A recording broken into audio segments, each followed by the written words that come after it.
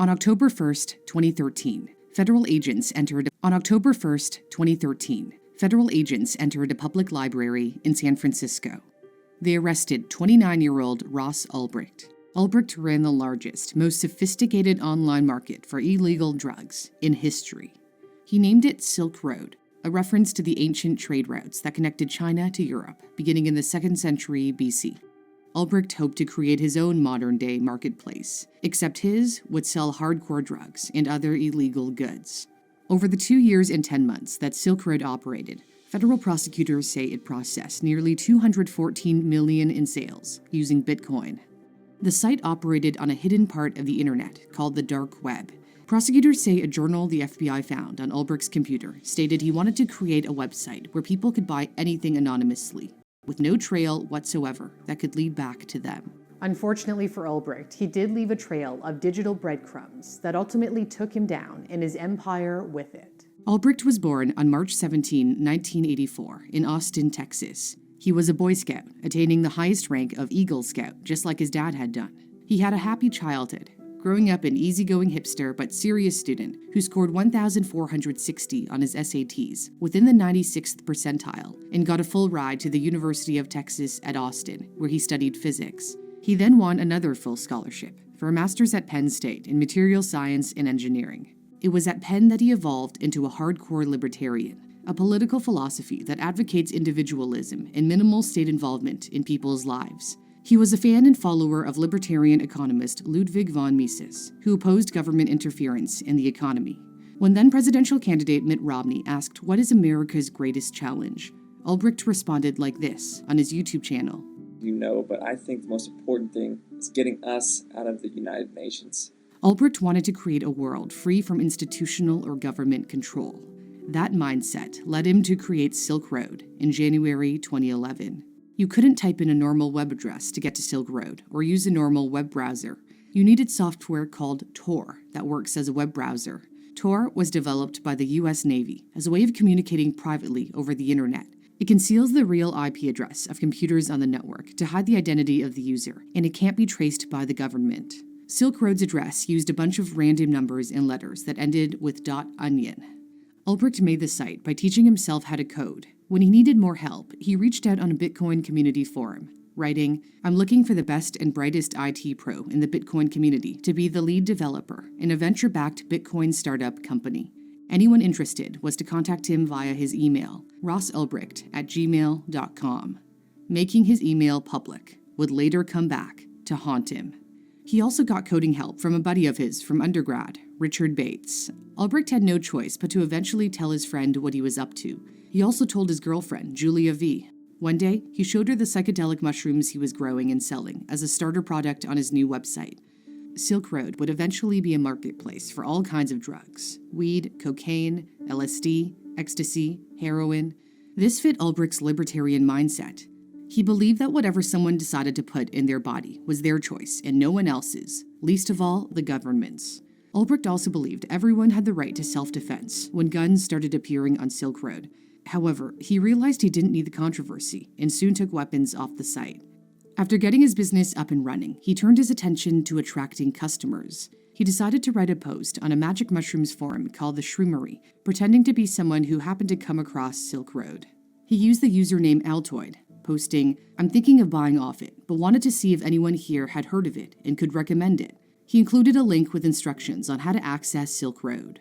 He did the same on a Bitcoin community forum about buying and selling heroin, describing Silk Road as an anonymous Amazon.com.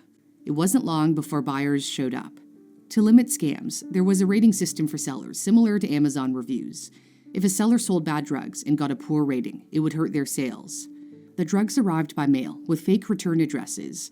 They'd be slipped inside CD and DVD cases. Some sellers got even more creative and put them in little ripples of cardboard. The packages had printed mailing labels rather than handwritten ones to look like they came from a legitimate business. Ironically, that backfired. The printed labels actually attracted the suspicion of authorities. In the summer of 2011, Department of Homeland Security agent Jared Duryagian learned of a small, neat package with a printed address going through Chicago's O'Hare International Airport. It contained a single pink pill of ecstasy, which was also suspicious because usually they shipped in bulk. Soon, 2 or 3 packages began arriving, then 50, then up to 1,000 a day. Many came from the Netherlands, which is a notorious source of drugs. Agent Duryagian visited an address where one of the packages was to be delivered, chatted with the roommate of the buyer, who said the drugs came from a site called Silk Road. Duryagian had never heard of Silk Road before. He did some digging online and came across an article written by Gawker journalist Adrian Chen in June 2011. Chen wrote, "Making small talk with your pot dealer sucks. Buying cocaine can get you shot. What if you could buy and sell drugs online, like books or light bulbs? Now you can. Welcome to Silk Road." The article attracted 3 million views and put Silk Road on the map. Not only did Silk Road soon attract the attention of thousands of drug dealers and buyers, but also politicians, like Senator Chuck Schumer, who called for the site to be shut down. The U.S. government was concerned, but not only about drug sales.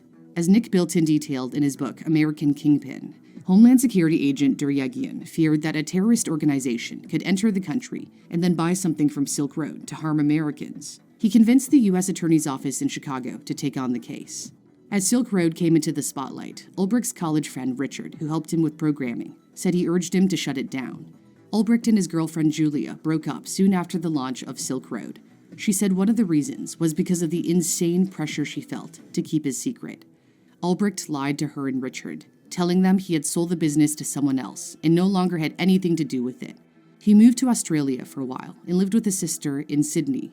Around this time, he was contacted through the site by a person going by the name Variety Jones. Variety Jones became his right-hand man and someone Ulbricht described as a real mentor. Neither knew the other's true identity. Variety Jones pointed out the gaping holes in security on Silk Road. Ulbricht decided to encrypt all the files on his computer. This is the actual laptop he used to run Silk Road. He put in a kill switch that would automatically shut down his device by pressing a predetermined key in case authorities rushed in at the last minute. He also prepared an escape plan if needed, including destroy laptop, hard drive, find a place to live on Craigslist for cash with a new identity. Variety Jones came up with Ulbricht's infamous pseudonym on Silk Road, Dread Pirate Roberts, a reference to the fearsome captains from the film The Princess Bride, who passed the name on to a chosen successor. In the same way, Ulbricht hoped to one day pass on the name Dread Pirate Roberts to someone who might succeed him. Variety Jones got him to see how big Silk Road could grow to be. Ulbricht wrote in a personal journal disclosed by prosecutors, "Silk Road is going to become a phenomenon, and at least one person will tell me about it, unknowing that I was its creator." In 2 short years, Silk Road grew to more than 100,000 users, with sales of nearly $214 million, including $13.2 million in commissions for Silk Road, according to prosecutors. The feds were left scratching their heads as they still had no clue who was the mastermind behind Silk Road. Who was this Dread Pirate Roberts? Who was the captain of the ship? It became somewhat of a competition amongst the various government agencies to be the one to identify Dread Pirate Roberts. To better understand how Silk Road operated, Department of Homeland Security agent Duryagian posed as a buyer and made 52 undercover purchases. He also seized thousands of packages, linked certain sales back to their source, and arrested several people.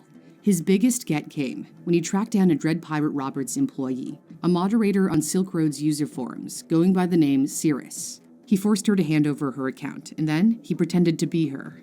Duryagian, posing as Cirrus, got assignments directly from Dread Pirate Roberts. He wasn't the only federal agent chatting with the Silk Road boss. DEA agent Carl Force was part of a task force in Baltimore that was also investigating. Force used the username Knob and posed as a drug dealer originally from the Dominican Republic who smuggled millions of dollars worth of cocaine and heroin into the U.S. every year. He was on friendly terms with Dread Pirate Roberts, who had no idea he was speaking with a DEA agent, an agent who, in a twist in the tale, turned out to be corrupt. Force convinced Dread Pirate Roberts to pay him $50,000 in Bitcoin by claiming he had insider information from a government employee. When Force reported the conversation to the DEA, he claimed he never received any payment, when in fact, he funneled the Bitcoin into a personal account. And believe it or not, a second agent who worked on the same Baltimore task force was also stealing, Secret Service agent Sean Bridges. When Silk Road customer support rep Curtis Clark Green was arrested at his home with a kilo of coke, Bridges used Green's admin access to steal 20,000 Bitcoin from other user accounts. Dread Pirate Roberts thought Green to be responsible for the theft. He wanted to rough him up and got egged on by his mentor, Variety Jones. Dread Pirate Roberts knew Green's real identity because, as a condition for being on Silk Road's payroll, staff had to hand over their government ID. Dread Pirate Roberts turned to Knob, aka DEA agent Carl Force, to beat up Green. Knob agreed. However, Dread Pirate Roberts then changed his mind and messaged, "Can you change the order to execute rather than torture?" Dread Pirate Roberts said he had, quote, "never killed a man or had one killed before, but it is the right move in this case." He didn't want to risk Green giving up information to the authorities, as he knew he had been arrested when he searched him up online. Knob agreed to do the job for $80,000 in Bitcoin. Ulbricht later received photos of a dead Green, except he wasn't really dead. Agent Force staged Green's death, complete with photos of him on the floor, covered in Campbell's Chicken and Stars soup. The Dread Pirate Roberts is said to have ordered hits on 5 others whom he felt threatened by. Silk Road had been prey for blackmailers and extortionists. However, there was no proof that anyone was ever killed. Ulbricht was never charged with murder for hire. The government agencies were still nowhere closer to figuring out who was Dread Pirate Roberts. The DEA enlisted the help of the FBI cybercrime team in New York, as it had more technological know-how, including experience with the dark web. FBI agent Chris Tarbell knew that in order to catch Dread Pirate Roberts, they had to wait for them to make a mistake. And according to the FBI, the Dread Pirate Roberts did finally slip up about a year after the agency started investigating. In May 2013, investigators noticed coding errors, vulnerabilities on the Silk Road website that leaked IP addresses. As a result, they discovered the Silk Road servers were housed in a data center in Iceland. By the way, Ulbricht's defense team doesn't buy this explanation. They believe the NSA spied illegally and tipped off the FBI to the server's location. Agent Tarbell flew to Reykjavik, where Icelandic authorities gave him a drive with information from the servers. The FBI accessed a treasure trove of data. They could see the number of transactions processed, who logged in and out, and crucially, Tarbell and his team had identified that the master computer Silk Road servers talked to, the one Dread Pirate Roberts used to log into Silk Road, was named Frosty. And Dread Pirate Roberts was logging in with an encryption key that ended with Frosty at Frosty. They could also tell Dread Pirate Roberts recently used internet from a San Francisco cafe to log into a Silk Road server via a VPN. By the spring of 2012, Ulbricht had returned home from Australia and eventually moved to San Francisco to live with a childhood friend. So now, the FBI had the name of the computer and could focus their search on San Francisco. But still, no idea of Dread Pirate Roberts' real identity. That piece of the puzzle would be filled in by Gary Alford, who worked for the IRS, the Internal Revenue Service. As a tax investigator, he was assigned to follow the money, but instead discovered the identity of Dread Pirate Roberts. Alford figured that whoever started Silk Road would have had to drum up interest in it long before that Gawker article came out. So he decided to do Google searches for Silk Road prior to June 2011. That's when he stumbled on Ulbricht's online posts, where he pretended to be someone who happened to come across Silk Road. Alford noted the username for the posts, Altoid. He also noticed another post where Altoid asked for IT help on the Bitcoin forum that also included his personal email, rossulbricht@gmail.com. Someone with the username Altoid also posted on Stack Overflow with a question related to Tor. Soon after, that user changed the alias from Altoid to Frosty. Alford didn't know the significance of the name Frosty at the time, but what he did have was a real name to track down. He Googled Ross Ulbricht and came across the LinkedIn profile of a young man with rather cryptic life goals. Quote, "The most widespread and systemic use of force is amongst institutions and governments, so this is my current point of effort." Alfred asked himself, could Ross Ulbricht be the brains behind Silk Road? Then came another piece of the puzzle. In July 2013, U.S. Customs and Border Protection officers intercepted 9 fake IDs coming into the U.S. from Canada. Homeland Security agents decided to pay a visit to the intended recipient. They showed up at 2260 15th Avenue in San Francisco, the address where Ulbricht had been staying. He had moved out of the place he shared with his friend and into a sublet he found on Craigslist, where he paid his rent in cash.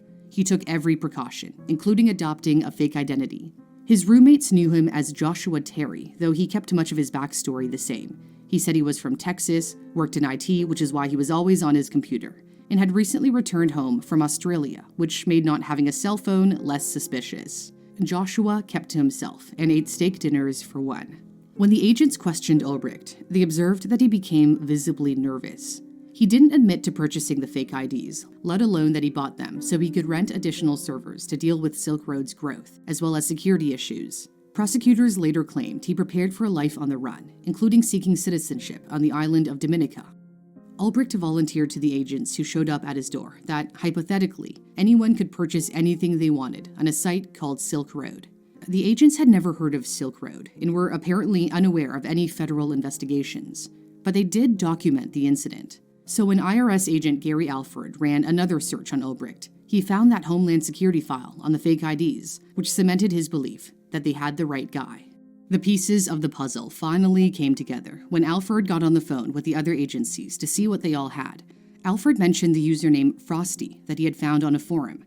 That floored FBI agent Tarbell, who knew Frosty to be the name of the computer Dread Pirate Roberts used. Bingo.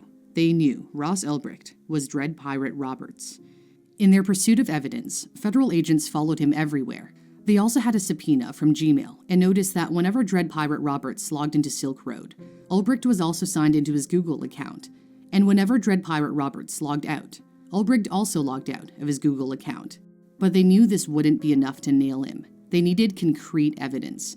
They had to catch Ulbricht while his laptop was open and he was logged in on Silk Road as Dread Pirate Roberts. An unlocked computer was also necessary so agents could access his files. This would be difficult to pull off. Authorities knew their best bet was to catch him off guard and arrest him in a public place. Homeland Security agent Jared Duryegian was still pretending to be Silk Road staff member Cirrus and continued to maintain contact with Dread Pirate Roberts.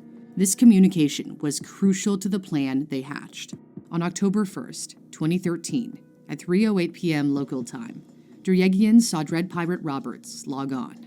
Ulbricht was sitting in the science fiction section of the San Francisco Public Library's Glen Park branch. Duryegian started up a conversation with Dread Pirate Roberts while posing as Cirrus. "Hi, are you there? Hey, how are you doing? I'm okay. You? Good. Can you check out one of the flagged messages for me?"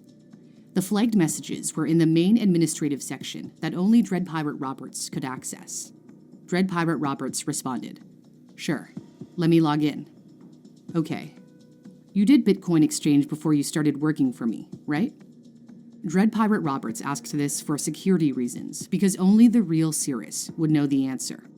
Luckily for authorities, the real Cirrus had told them how to answer the security question.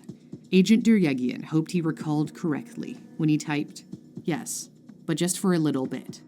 It was a nerve-wracking moment. "Not any more than that?" "No. I stopped because of reporting requirements." "Damn regulators, eh?" "Okay, which post?" Duryegian knew Ulbricht was now looking at an admin screen. He gave the signal to the other agents positioned in the library to make a move. A commotion soon broke out near Ulbricht. A woman yelled, "F you," as the man next to her appeared like he was about to punch her. When Ulbricht turned around to see the fight, an agent swooped in and grabbed his open laptop. At that point, Ulbricht, quote, lunges towards the laptop, and another agent walks behind him, bear hugs him. Ulbricht was arrested and taken away. The man and woman who were arguing were in fact undercover agents who created a distraction. Ulbricht's family and friends were shocked. How could the kind, fun, loving man they knew be the same person who ran a global drug bazaar? They couldn't believe it. Ulbricht was indicted on 7 charges, including distributing narcotics by means of the internet and engaging in a continuing criminal enterprise. He pleaded not guilty to all charges. The trial began on January 13, 2015, and lasted 3 weeks. Many of Ulbricht's supporters showed up, believing a guilty verdict would be a miscarriage of justice. Ulbricht's defense attorney argued he wasn't Dread Pirate Roberts, that he had given away the handle in Silk Road to someone else. But the jury didn't buy it. On February 5, 2015, a federal jury found Ross Ulbricht guilty on all 7 counts. Before sentencing, Ulbricht wrote a letter to the judge, begging for a more lenient sentence. "I've had my youth, and I know you must take away my middle years, but please leave me my old age. Please leave a small light at the end of the tunnel, an excuse to stay healthy, an excuse to dream of better days ahead, and a chance to redeem myself in the free world before I meet my maker." On May 29, 2015, U.S. District Judge Catherine B. Forrest delivered her sentence. You were the captain of the ship, as the dread pirate Roberts, and you made your own laws, and you enforced those laws in the manner that you saw fit. So it wasn't a world without restriction. It wasn't a world of ultimate freedom. It was a world of laws that you created. They were your laws. It is fictional to think of Silk Road as some place of freedom. No drug dealer from the Bronx selling meth or heroin or crack has ever made these kinds of arguments to the court. It is a privileged argument. It is an argument from one of privilege. You are no better a person than any other drug dealer, and your education does not give you a special place of privilege in our criminal justice system. It makes it less explicable why you did what you did. Ulbricht, who is the leader of the criminal enterprise, and the Ulbricht, and you are one of them. They are made up of many different qualities and many characteristics, with no one quality defining them. And there is good in you, Mr. Ulbricht, I have no doubt, but there is also bad. And what you did in connection with Silk Road was terribly destructive to our social fabric. Mr. Ulbricht, it is my judgment, delivered here, now, on behalf of our country, that on counts 2 and 4, you were sentenced to a period of life imprisonment to run concurrently. On count 5, you were sentenced to 5 years imprisonment to run concurrently. On count 6, you were sentenced to 15 years imprisonment, also concurrent. And for money laundering in count 7, you were sentenced to 20 years, also concurrent. In the federal system, there is no parole, and you shall serve your life in prison. This was far beyond what the prosecution had even asked for. Ulbricht had hoped Silk Road would become such a success that he would be famous. According to a journal entry read by the prosecutor to the jury, Ulbricht wrote, I imagine that someday I may have a story written about my life, and it would be good to have a detailed account of it. His dream came true, but perhaps not in the way he had imagined. The FBI later identified Ulbricht's mentor, Variety Jones, as Roger Thomas Clark, a Canadian arrested in Thailand in 2015. In 2020, Clark pled guilty in a Manhattan court to conspiring to distribute massive quantities of narcotics. As for the 2 corrupt officers investigating Silk Road, former DEA agent Carl Force was sentenced to 6.5 years in prison for extortion, money laundering, and obstruction of justice. Former Secret Service agent Sean Bridges was sentenced to nearly 6 years in prison on charges of money laundering and obstruction of justice. He was later sentenced to an additional 2 years for another theft of Bitcoin from the US government. Thanks for watching.